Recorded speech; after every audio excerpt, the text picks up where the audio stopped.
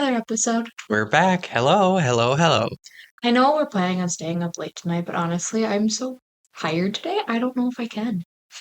I am planning on staying up a little bit later just because I normally fall asleep at like 8 and I want to be able to have a little bit more of my evening.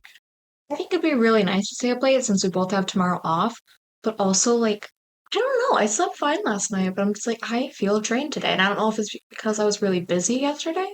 I don't know. Sometimes, you can sleep too much. That likely might be my issue. How many naps have you had this week? Many. I Many. lost count and it's Wednesday. I love it. My weekly naps. No, I worked all day Monday, so I did not take a nap Monday. So it's at least 2. At least 2 or 3, yes. Okay. No, because I took a nap on Sunday. Yeah. And then tomorrow I'll probably take a nap because it's Turkey Day. It is Turkey Day. We are going to have some serious turkey nap, I'm like so post excited. lunch dinner food baby situation. You call it dinner, but it's like 2 o'clock when you eat. Mm-hmm. Kind of like that, though. Then you get to have pie around like 5, 6 o'clock. Oh yeah, you can't discount the pie. Yeah, Like good. between the stuffing and the pie, like mashed potatoes as well. Like best 3 things about Thanksgiving. And Thanksgiving is my favorite holiday. I think yours is 4th of July, and then I'm pretty sure Halloween's up there. Halloween is up there. I love Halloween. And then I think after that's probably like individual birthdays, because then you'd like to do the gift giving thing. Yeah, my love language is gift giving. Halloween is probably my number one. 4th of July, I really like because you're on a lake, you're on a boat, you get to drink a lot. That's why. It's warm. I don't know. That's a fun one. And you just get to hang out with people and grill. I like that. Mhm. I like that. Thanksgiving, I honestly mostly like for just the food and playing games with my family. 'Cause that's a big thing for us. So I just like hanging out, playing games. That's really kind of nice to see, just have everyone in one place for a little bit. Mhm. I like that. Well, that's our Thanksgiving plan anyway, but happy Thanksgiving to all of you guys listening. Hope you have great turkey naps. That'll be Great good. turkey naps. That'll be good. Well, in honor of Thanksgiving, I think it's only fair that we do a couple Thanksgiving stories, of course. Oh, we're festive today. We're very festive. We're festive today. Yeah. I have plans for a Christmas episode too. I'm really excited about that one. Oh, you got some like time to plan that one out. So now Mhm. I'm excited for it, but I'm a little nervous at the same time. No, So those ones are going to be fun. I have ideas. I also have an idea if I want to do a 3 a.m. episode. Get everyone up at 3 a.m. Do it in the middle of the no, night. I know you would hate it. I'm gonna be so tired You'd and be so so dead. out of it. Maybe it's going to be a Paige and I episode. Maybe we just leave you in the dark. I'm gonna just sleep right through the episode regardless. I'm an old man. Like I said, I go to bed at like 8:30, and I wake up at like 5 a.m. willingly without an alarm. So It's gross. 3 a.m. 3 a.m. episode. I really want to do that. I think that would scare the daylights out of me. I would not be happy. I think it'd be scarier for us than it would be for the listeners, but I think it'd be fun. Try something new, see if anything weird happens. Just hear a bump in the middle of the night from And then like I'd come upstairs and be like, oh, Connor's still sleeping. Fantastic. And then I'd get to tell you the story in the morning. yeah, and there was just a demon like hovering over me while I'm sleeping, and you're Yeah, just you're down here like the having a good time. craziest dream. Exactly. That's Well, funny. do we get into some of our Thanksgiving stories? We shall. I'm excited for these. And I have not read through these fully, so I have no idea what's going to happen with these. I crept through like the first paragraph and I'm like, oh, that sounds great. So this is going to be a surprise. Live reactions. Live reaction. Last ones I actually read through, but these ones, not so much. So we'll see how they go. Excuse my poor reading. Are you ready? I am ready. My 3 sons went to their dad's on a Wednesday before the Thanksgiving holiday in 2020. An hour after getting there, they left to go to the thrift store to buy some fun vintage clothes. They turned right out of their dad's house, drove about a quarter mile, and after leaving the stop sign, they were hit by a semi. My oldest, 21, and my youngest, 14, were killed instantly. I didn't know until 2.5 hours later. My middle son survived and came home from the hospital on Saturday. He had 6 fractured ribs and a partially collapsed lung, so he was upstairs in bed, sound asleep on pain meds. He was only 16 and couldn't move to get out of bed unless mom helped him. At the scene, my surviving son was able to get out of the car but was super out of it, as you can imagine. He saw his brothers and thought that they were just sleeping. The first person at the accident scene was a dump truck driver. He had a crazy story to tell how he happened to come across the accident. He should have been through there hours before his truck needed some unexpected tweaking with straps and whatnot. He was telling me this because he felt like he was supposed to be there for my sons. I believe him and am forever grateful. He sat with my son and kept him safe and comforted until emergency responders arrived and they put him into an ambulance. I was on the phone with this gentleman on Saturday after the incident. My son was upstairs, out like a light on the pain meds and trauma. And if he called out, even quietly, I would have been able to hear him as we have opened the staircase and partially opened the hallway. His room was directly to the right of the hallway, just past the hallway railing. And my youngest room was directly across from the hallway railing, so we could see his door from the downstairs entryway. I was on the phone with the truck driver just under and past the upper open hallway downstairs. We were almost done talking, and I hear a door open. Not quietly, but like you're simply opening the door to your room. I hear, loud as the normal happy sound of my 14-year-old's deep voice, say, "Hi, Mom," and the door closed. This happened just as quick as it sounds. I started to tell this man on the phone, "Oh, hang on a sec, I gotta check on my son." And then I immediately stopped myself. I knew that wasn't my middle son upstairs. It was my youngest. The man and I said goodbye on the phone a few minutes later, and I went to the bottom of the stairs and looked up. My youngest son's room door was closed. I went upstairs very slowly and had a little freaked episode, but also with that indesirable need to see and hear my boys just one more time. I went in and checked on my sleeping son, gave him a kiss as he hardly moved. I knew I was right. It was my son coming home to say hi and hang out with his room as a 14-year-olds do. Oh, That's really sad. That's really sad. that's so sad. You started off on a depressive note. It was very depressing. I wasn't expecting that to be that depressing. Aww. Your son's coming home to say hi. That's so sad. That poor mom. You lost your husband and two sons. Just Oh, imagine being like completely alone. Like it's oh, you and one of your family of five. that's so sad. Like that's life altering, crazy levels of grief and trauma. And like the story said, like the OP said, that surviving son woke up and like saw his dead siblings. Mm-hmm. Like that's so unfortunate. Like I would have preferred to have just been passed out and woken up in the hospital and never had to have actually like witnessed it and then just had, like that that whole experience wiped from my memory as opposed to have been semi-conscious to then have to try and piece those things back together and then deal and live with that. I honestly feel so bad for my mother. I can't even imagine having to lose my siblings and my dad. That's terrifying. But honestly, I think that was so nice for the mom to hear just her son's voice one last time. Mm-hmm. That, oh, makes me want to cry. I'm sure it was both like upsetting, because like, hey, it's my dead son's voice, but also like a little bit of a comfort, like just how casual it seemed, like, hey, mom, Oh, like, that was really heartwarming for her to hear his voice just one last time. She's not going to hear that again.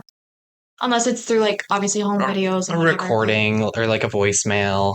And so like that's something that like my mom's done is she started to collect voicemails of the people that are close to her. That way, like if something were to happen to anybody, she has something from them to be able to go back and re-listen to and like just have a piece of them, where it's a little bit more connective than just like a photo. So I started doing that too. I have a voicemail of you. I have one for my grandma. I have one for my mom. Nobody else really calls me. is that why you have me on here? This is in case I die? So I can just listen back and be like, man. All right, move on. Yeah, that's about what I expect. Like, all right, well, that happened. Who needs grief, I don't whatever. need that. It's fine. We're over it. Doesn't even matter. Didn't even phase me. That's so awful. Oh my gosh. That poor family. Yeah, I can't imagine. I mean, I have 3 siblings. 2 or 3 of them died.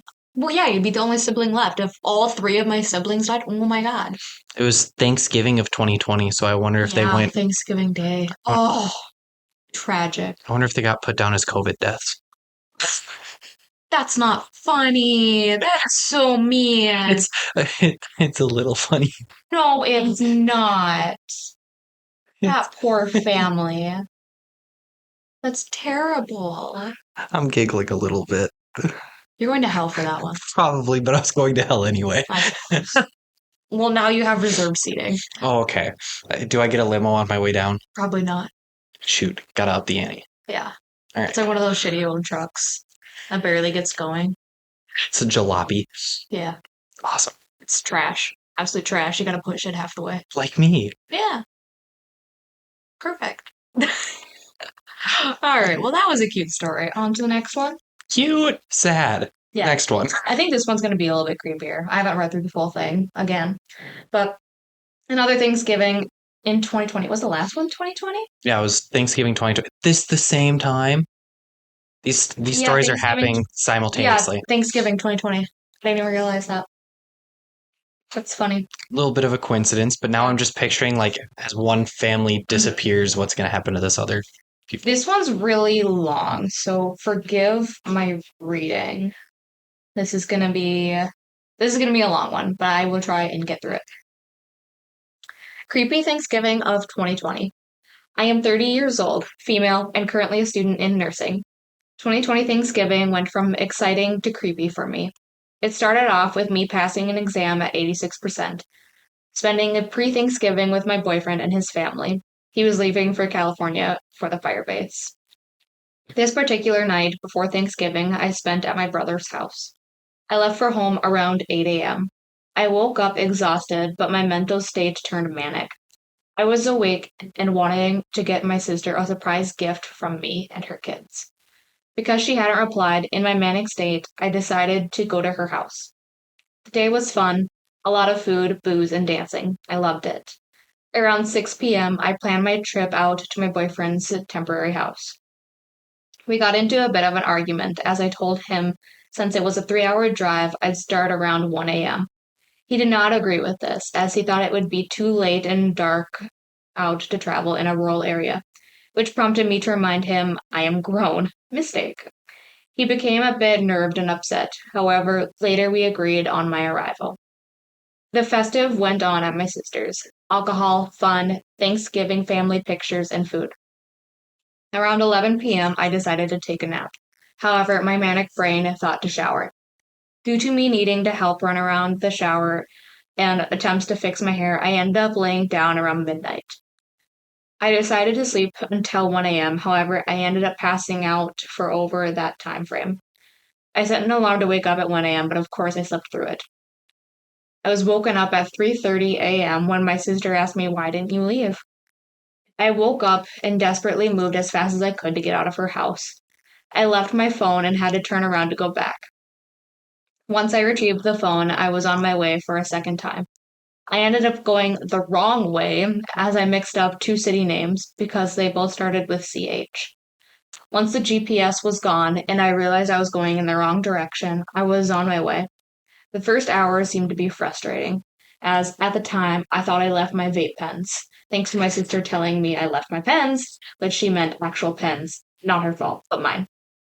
Although I found the vape pens 2 days later in my purse. Once leaving the city lines of Sacramento, I got into a race with a Silverado that was lifted. My jealousy that I was in an SUV versus a beautiful truck. I decided to take on the race until I reached 120 miles an hour for about 10 minutes and decided it wasn't worth the ticket. At the time, it was only me, the Silverado, and a fellow Ford on the road. About 5 minutes later, the Silverado took exit. Now, it was only me and the fellow Ford in a rural, dark area. During the drive, I noticed the Ford was on the side of me, and at one point seemed to close enough on my right side to swipe me. Due to my blindness in the dark, I was more so focused on making it safely, and not focused on the car that seemed to even cut off the cars on the other side of me. This was only a 2-lane road in one direction, so you can understand why it wasn't a bother. We made it to a small town that meant taking a major street for about 3.5 miles going through stoplights. At one point, I thought, damn, I hate when people are too close to me. It was annoying to me, but after two lights, the fellow Ford turned off, and I felt a bit childish for even caring. 2 to 3 lights down, as I made it through the green light, I noticed a car turning onto the street. And being attentive, I noticed the car. It was the same car, and at this point, my body started to shake as the car made sure that it was back on the right side of me. Keeping up with my persistence this time, my head began to hurt, and at first, I didn't understand the fear was kicking in.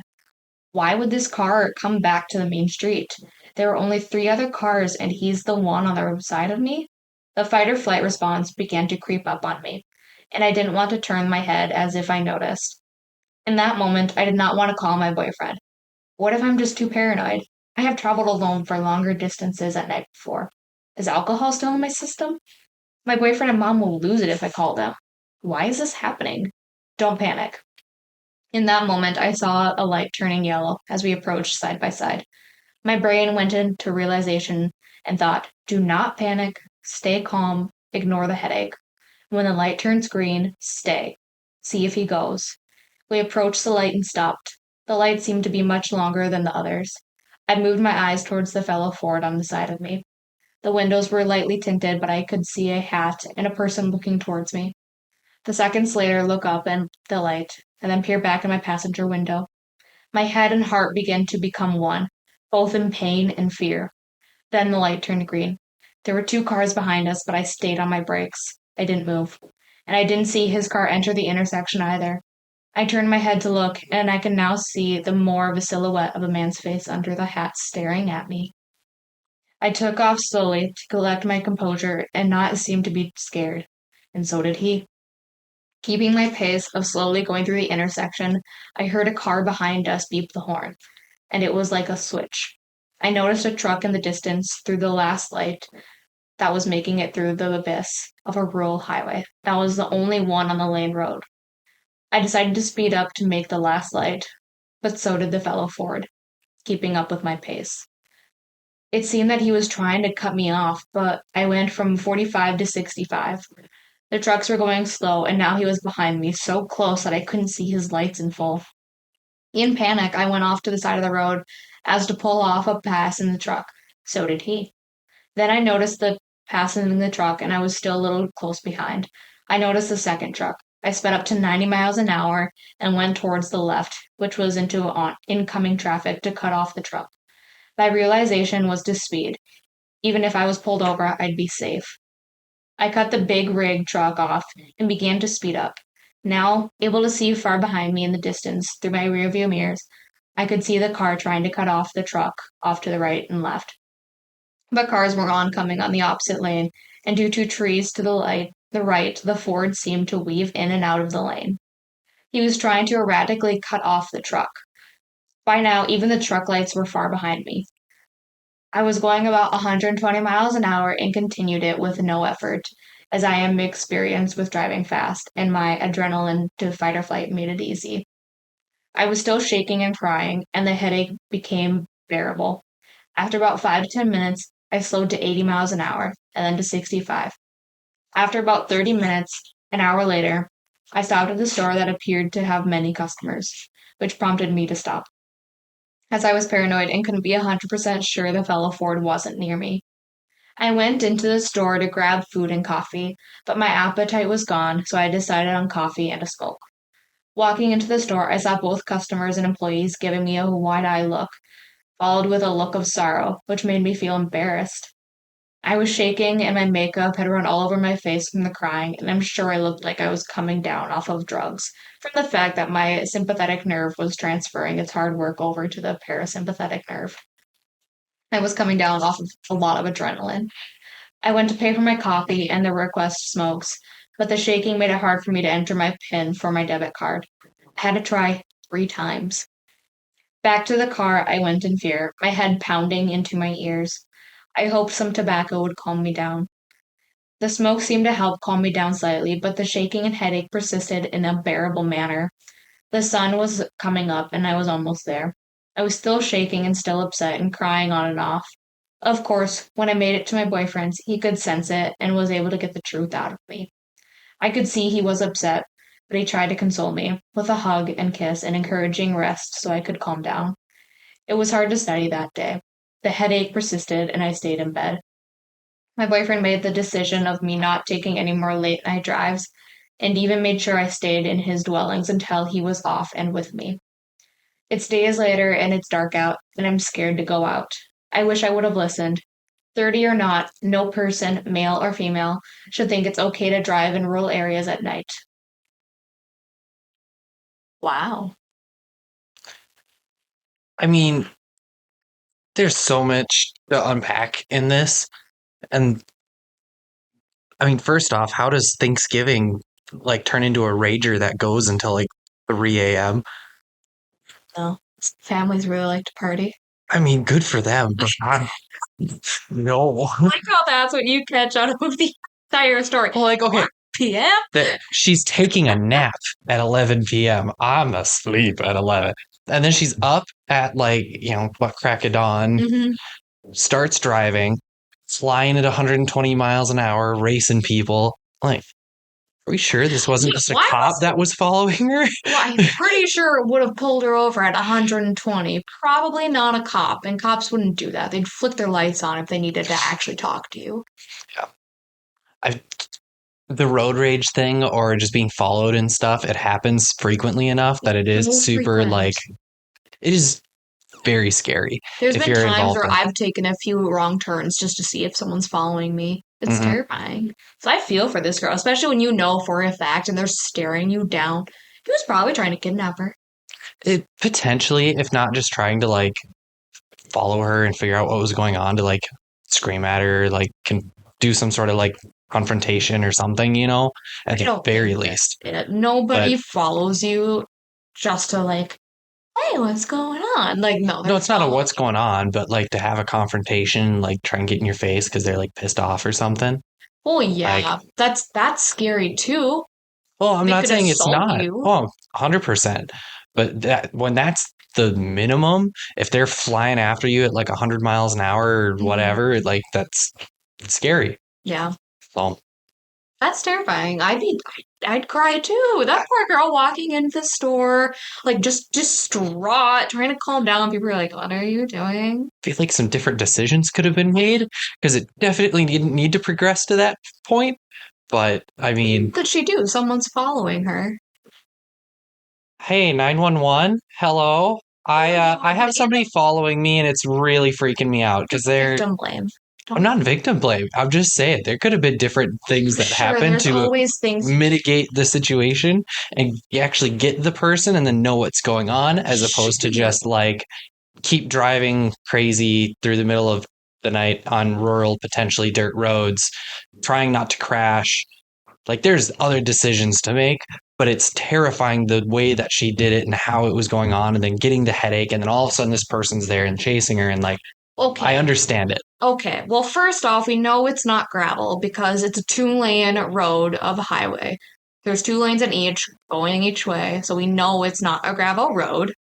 But also, when you're in the moment of stuff going on, that's not the first thing that pops into your head. If you haven't practiced that out loud and been like, okay, this is my plan, this is what I'm going to do, and this, that, and the other thing, you don't actually remember in the moment.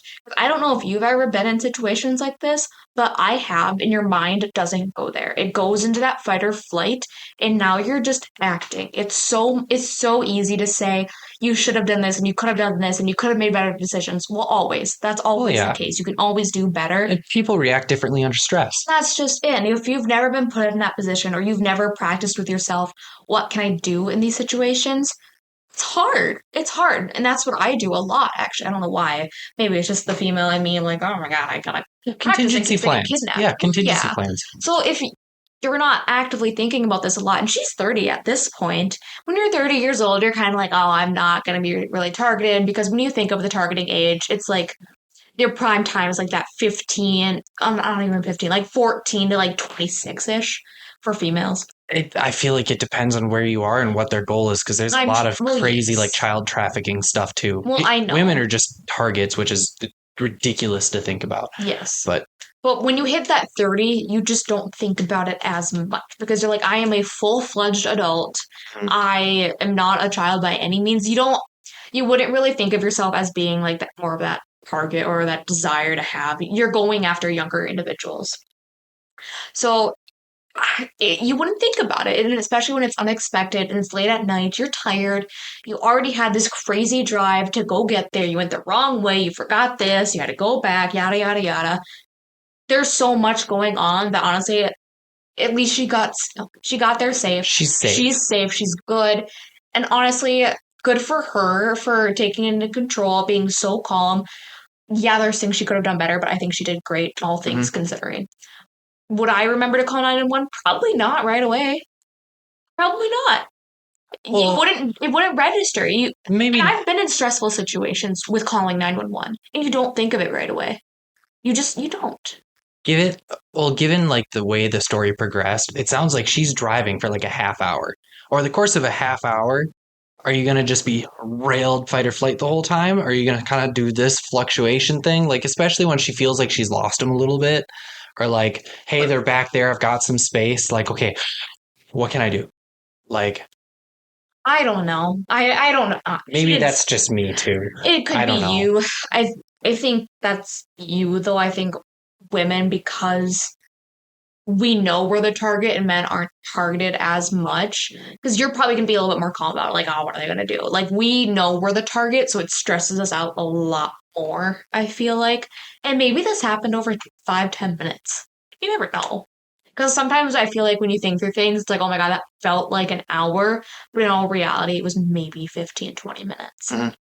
And for me, I've been followed and it's terrifying. Mhm. Like, in my mind, I was like, oh my God, oh my God, oh my God, where's the nearest police station? But that was after a few minutes. And I've worked through adrenaline. I've worked through adrenaline situations. And sometimes I still struggle. I've driven up on car crashes, really bad ones. I've been put in really stressful situations where cops were called. Not because of me, but and you have to work through that adrenaline, be like, okay, what is my next step? But there are times where you do everything right or you don't do everything right, and that's just what it is. Mhm. That's what it is. Not to get on my soapbox for it, but I don't know. I think this girl did the best she could, and good for her for not just like, I don't know. I think there's a lot worse things she could have done. I don't think traveling that late at night is the best choice. But at Ideally, least she's yes. safe. At Yes. least she's safe and good for her. I'm glad she's safe. So I'm happy about that. Mhm. But I guess that's a lesson because my parents are in more of a rural part. They Don't are. travel at 3 a.m., especially not alone. It's a, Like, brave for her, but maybe not something to do again. it's a good plan. Yeah. Just have a plan in place. Mhm. Be a little bit more conscientious of your time potentially. And yeah, 3 a.m., not fun. No. Witching hour. We've talked about it in the past. Ugh, There's always 3 a.m. nothing good happens after midnight. See, that's why I want to do an episode at like No. 3 a.m. You won't do No. it. We won't have you do it. You'll be no fun. You'll just be tired and like wanting to die. So Probably. we'll do it with Paige. Do it with Paige. Paige will do it with me. Awesome. Yay. Yeah. Well, those weren't super paranormal, but still kind of creepy. Very creepy and Thanksgiving themed. That way it's like holiday Mhm. kind of all together. I'm glad you read them. They're still so interesting. Not as like creepy, spooky ghosts as what we typically do. I still think this was a great, different perspective. I really liked this one. Mhm. This was good. Well, thank you for joining us, everybody. Yes. Thank you and happy Thanksgiving. Happy Thanksgiving.